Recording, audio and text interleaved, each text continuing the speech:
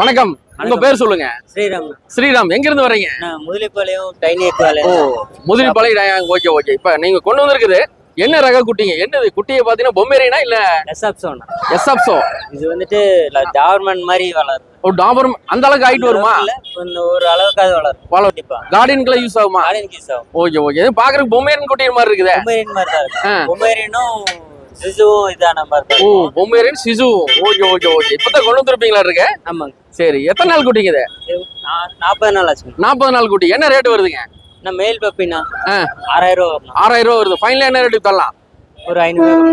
5500 ரூபாய்க்கு தரலாம். இப்ப மார்க்கெட்டுங்கனால கொஞ்சம் கம்மியா தரலாம்ல?